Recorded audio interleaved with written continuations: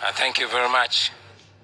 Fellow Ugandans here in Uganda and everywhere else in the world, I bring you revolutionary greetings wherever you are, and I thank you for the massive support that you have given to us for these past 3 years, which have been years full of challenges.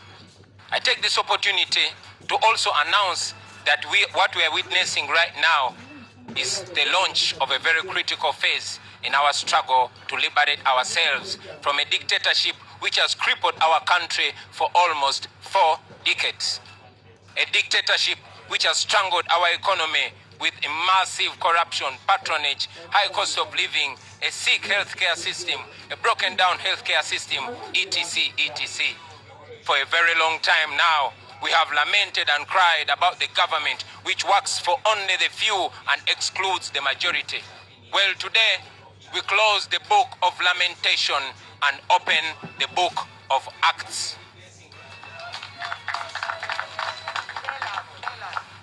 It is time for action, action that will put an end to the injustices, the oppression, and the impunity in our beautiful country, Uganda. Countrymen and women, I come before you not as the most qualified, not as the most experienced, but I come before you as the most committed to lead this liberation, to lead the people of Uganda out of slavery. Countrymen and women, for the last 58 years, our nation has suffered. So many problems have befallen our nation, but key among them has been dictatorships. Each one trying so much to outdo the one before it in violence, in looting, and in plunder. We have not witnessed a peaceful transfer of power from one leader to another since our country became independent in 1962. Unfortunately, friends, 15 years ago, when we had the chance to witness the first peaceful transition of power, 15 years ago, President Museveni, through greed, he denied our nation an opportunity of experiencing a peaceful transition of power from one leader to another, from one generation to another. And as if that was evil enough, only 3 years ago, this greed caused him to act in the most shameful manner and remove the last safeguard in form of age limit from our constitution. Like Idi Amin, Museveni declared himself president for life in our country, Uganda. Well, little did he know that God will one day raise a generation that will not take that. Little did he know that God will raise unexpected people from unexpected places. So, to you, Mr. Museveni, since you have failed to control your greed and lust for power, our generation is determined to save you from yourself and stop your 35-year-old dictatorship. The liberation and socio-economic transformation of our country cannot be achieved unless we first remove the big obstacle, and that is Museveni, who has undermined all institutions of state and instead institutionalized corruption in Uganda. And of course, he has institutionalized human rights violations. Fellow Ugandans, I'm offering myself as a candidate of the highest office in this land, as a representative of the oppressed Ugandans. My background is well known to you, all of you, born hustling and born to hustling parents, raised in the ghettos of Kamocha, but fortunate enough to raise on top courtesy of my talent and hard work. It is now this background that has enabled me to understand the struggles of the common Ugandans. 35 years ago, Museveni started feeding off taxpayers' money and living in absolute abundance. Him and his cronies are completely detached from the common person. And no wonder they mock our people because they've impoverished them, battered them, and suppressed them. And that is why this election, in this election, I am representing the weak. I am representing the poor. I am representing the downtrodden. I am representing those that have been excluded from a system which works only for a few, and of course, sitting and stepping on the necks of the many. I am representing the overtaxed business people. I'm representing the parents that have sold all their land to take their children to school, and now their children cannot find jobs. I am representing the border riders who are persecuted every day after being made to pay large sums of money. I am representing those wives and mothers that cannot afford maternal health. I am representing the business person who borrows money at high rates and cannot figure out how to pay it. I'm representing the local suppliers who were kicked out of government tenders simply because they don't know anybody in government. I am representing poor Ugandans who have lost land to the powerful land grabbers, and many of them are in government. Yes, those who cannot get justice because justice under Museveni is for sale. I am representing the poor soldiers, the police officers who are so oppressed, yet they are commanded to beat and kill citizens who they are supposed to protect simply because they must appease the rich. Those rich and the mighty are the ones we are standing against. In this election, gentlemen and ladies, I am representing the hardworking people of Busoga that have been deliberately kept poor by the NRM regime. I am representing the great people of Acholi, whose land is being stolen in broad daylight by the regime and its cooperatives. I am representing the people of Lango, who have been deliberately marginalized and disempowered for the past 3 decades. They have been deliberately marginalized and squeezed. I am representing the impoverished people of Karamoja who are kept under the barrel of the gun while their gold, their copper, their cobalt and iron ores are stolen away by the rich and mighty. I am representing the people of Bunyoro who live and grow cheap crops on the oil that is theirs. Yes, their oil has been kept in the dark because they are looked at as they don't have a right to know what is happening in their land. I am representing the people of Bugishu, whose past glory has been shattered by the present regime. Their cooperatives, which kept them rich and productive, were destroyed by the regime. I am representing the people of Chigezi, who work so hard to earn little. I am representing the people of Bukedi, who have been turned into beggars on their own land. Representing the people of Uganda, whose land has been grabbed and they are left poor.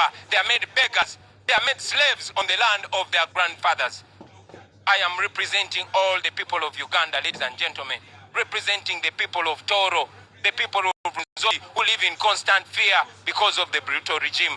Those who are battered in 2018, whose wounds are still fresh in the minds. I represent them. I represent the youth who are very hardworking and yet they have no way to break through the yoke of oppression. The youth that work so hard but don't have the means of production. They don't have no land, they don't have no capital, and they have limited or no opportunities. These are the people I am representing. I'm representing this section. The majority who are oppressed, yearning for freedom. I'm representing the journalists who cannot even peacefully practice their work without being planned.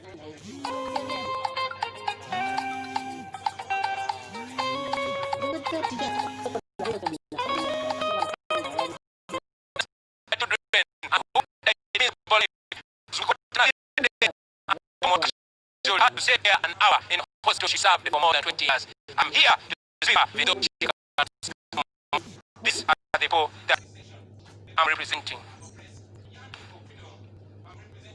Fellow Ugandans, I present myself to you as a servant, not as a boss. Why our detailed plan of action towards our new Uganda will be presented to you through our officer. Allow me very briefly, because we don't have time, to state just a few things that we will run.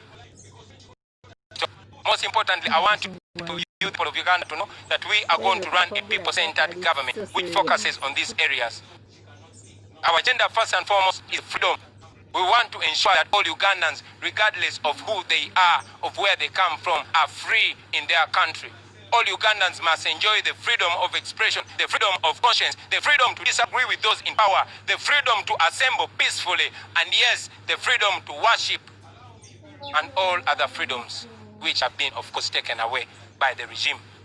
So, number one, I intend to increase the pay of the security forces. Let me say that again. I intend to increase the pay of our security forces. The pay of our soldiers, police officers, and prison officers is so miserable. It must be improved. If I become president, we'll have the privilege to know what the classified budget really does. Such a huge amount of money will be used to improve the pay of our security forces so that they can live a better life. When I'm president, the lowest paid soldier or police officer will be earning 1 million shillings. Let me say it again. When I am president, the lowest earning police officer or soldier or prison officer will be earning 1 million shillings. I will improve their housing and health care. Low-ranking and middle-ranking officers must be entitled to free quality health care as the high-ranking officers. Our government will find opportunities for the spouses of the soldiers and police officers to ensure that they are each contributing to the livelihood of their families. I also intend to streamline the promotion criteria in the armed forces and of course in the police, which will be based on merit and not technical know-how. Never again will soldiers be forced to join the police. I say this again. Never again will soldiers be forced to become police officers like we see today, because they had the option of joining the police, but they decided to join the army. In our plan, the better option is not to recruit from the police, from the army to the police, but instead to improve and empower the police so that they can become better and operate better. The children of the soldiers and the police officers will be entitled to free education up to university. There is no greater sacrifice, ladies and gentlemen, than serving in uniform, and it will be our deliberate plan to ensure that our men and women in uniform in dignity. I firmly believe we do this, I strongly believe that if we do this, then our armed men and women in uniform will have respect for the citizens. In a new Uganda, there will be mutual love and respect between those in uniform and the ordinary citizen of Uganda. When I become president, we shall introduce a contract arrangement for the security officers. In other countries, one can serve in the military, and after some time, they resign when they're still young. And of course, they resign with a better retirement package.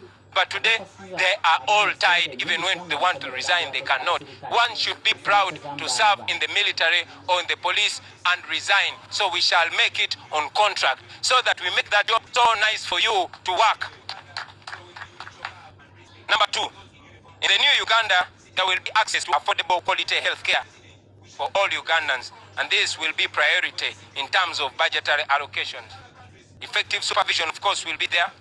But health can be fixed. I'm not here to preach as a professor or a very experienced person in health, in the health sector. But I want to tell you, only following the Abuja declaration of raising the budgetary allocation to 15% of the national budget, we are going to have a perfect healthcare system. And yes, we will do it. Number three, education. We all know that education is what paves way for a new. Maybe if I did not get the rare opportunity to education, I would still be in. But now that I'm here, it has to work for everybody. It has to be transformation for every ghetto youth. I've told you before about our education, and I will emphasize that we'll have the 4 A's that we'll focus on in our education. And empower the academics, we will arts, we will empower the athletics, and of course, we shall empower agriculture. We shall deal with unemployment and of course have a whole lot of job creation. I might not have to say on that, but I can guarantee you that by 2025, I've created million jobs. And I signed because I will be president. Number 5, agriculture. Well, agriculture remains the backbone of our economy. And even if it is being disrespected and given no attention, our government intends to zone this country and ensure that each zone has a cash crop and a food crop. Friends, this is not